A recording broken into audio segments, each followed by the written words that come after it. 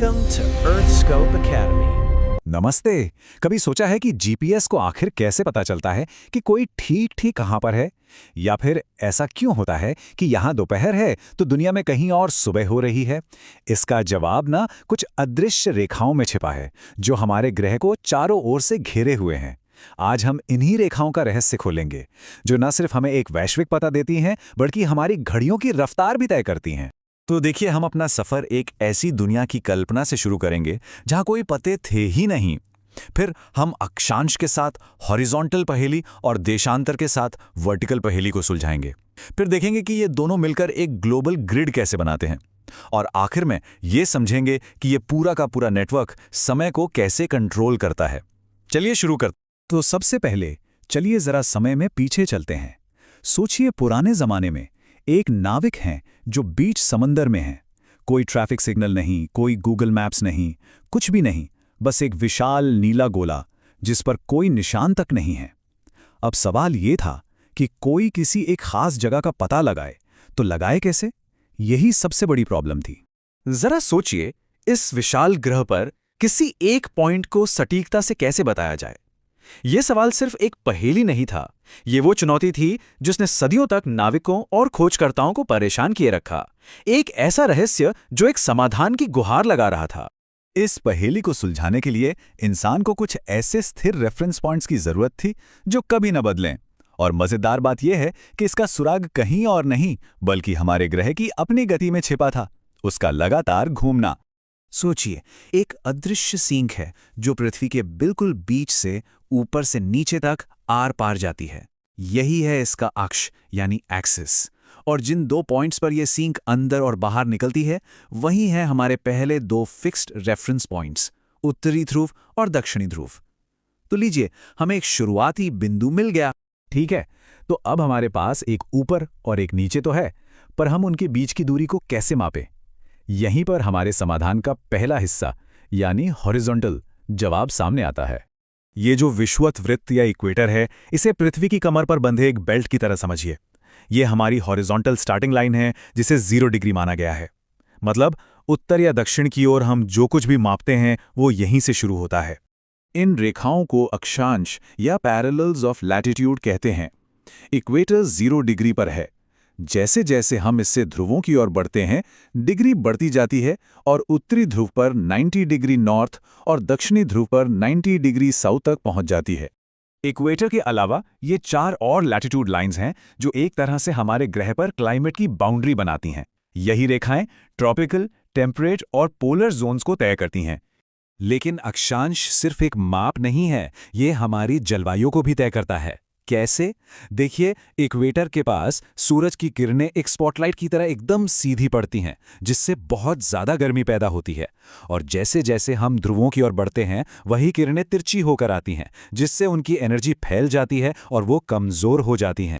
सूरज की रोशनी के एंगल में बस यही छोटा सा फर्क वो कारण है जिसकी वजह से हमारा ग्रह 3 बड़े क्लाइमेट जोन्स में बटा हुआ है। बहुत ज़्यादा गर्म वाला टॉरिड जोन, मीडियम यानी टेम्परेट जोन और बर्फीला यानी फ्रिजिड जोन। बहुत बढ़िया। अब हम नॉर्थ से साउथ तक की दूरी तो माप सकते हैं, लेकिन ये तो कहानी का सिर्फ आधा हिस्सा है। किसी भी जगह का सटीक पता लगाने के लिए हमें ये भी तो जानना होगा कि वो जगह ईस्ट या वेस्ट में कितनी दूर है। और यहीं पर देशांतर यानी मेरिडियंस ऑफ लॉन्गिट्यूड की एंट्री होती है। इनके बारे में एक संतरे की फांकों की तरह सोचिए, जो एक ध्रुव से दूसरे ध्रुव तक जाने वाली काल्पनिक वर्टिकल रेखाएं हैं। लेकिन यहां एक प्रॉब्लम थी। लैटिट्यूड के लिए तो इक्वेटर एक नेचुरल स्टार्टिंग पॉइंट था, पर लॉन्गिट्यूड के लिए ऐसा कुछ नहीं था। इसलिए एक इंटरनेशनल अग्रीमेंट के तहत ग्रीनविच इंग्लैंड से गुजरने वाली लाइन को 0 डिग्री यानी प्राइम मेरिडियन के रूप में चुना गया। तो अब आता है असली जादू। हमारे पास हमारी हॉरिजॉन्टल और वर्टिकल लाइंस हैं। अब क्या होता है जब हम उन्हें एक दूसरे के ऊपर रखते हैं? देखिए, जब लैटिट्यूड की हॉरिजॉन्टल रेखाएं लॉन्गिट्यूड की वर्टिकल रेखाओं से मिलती हैं, तो वो एक जाल बनाती हैं, जिसे हम ग्रिड कहते हैं। और ये ग्रिड पूरी पृथ्वी को ढक लेता है। और यही सबसे अहम बात है, इस ग्रिड की वजह से इस ग्रह के हर एक पॉइंट का अब अपना एक यूनिक एड्रेस है, एक लैटिट्यूड और एक लॉन्गिट्यूड का कोऑर्डिनेट। Problem solved. लेकिन रुकिए, ये ग्रिड सिर्फ जगहों का पता लगाने के लिए नहीं है, ये हमारी घड़ियों को भी कंट्रोल करता है। आइए देखते हैं कैसे। पृथ्वी असल में एक बहुत बड़ी घड़ी है। ये 24 घंटों में एक पूरा चक्कर यानी 360 डिग्री घूमती है। अगर इसका हिसाब लगाएं तो इसका मतलब है कि हर घंटे हमारा ग्रह 15 डिग्री घूमता है। और बस यही है गोल्डन रूल। हम लॉन्गिट्यूड में हर 15 डिग्री आगे बढ़ने पर समय 1 घंटे बदल जाता है। इसी सिंपल से गणित के हिसाब से दुनिया 24 टाइम जोन्स में बटी हुई है। नियम आसान है। अगर ईस्ट की ओर यात्रा करते हैं जहां सूरज जल्दी उगता है तो घड़ी आगे बढ़ती है, और अगर वेस्ट की ओर जाते हैं तो उसे पीछे किया जाता है। और सबसे अच्छी बात यह है कि कोई भी टाइम डिफरेंस निकाल सकता है। इसकी 3 स्टेप की प्रोसेस है। पहला, 2 जगहों के बीच लॉन्गिट्यूड में डिग्री का डिफरेंस पता करें। दूसरा, उस नंबर को 15 से डिवाइड कर दें। और तीसरा, हो गया काम।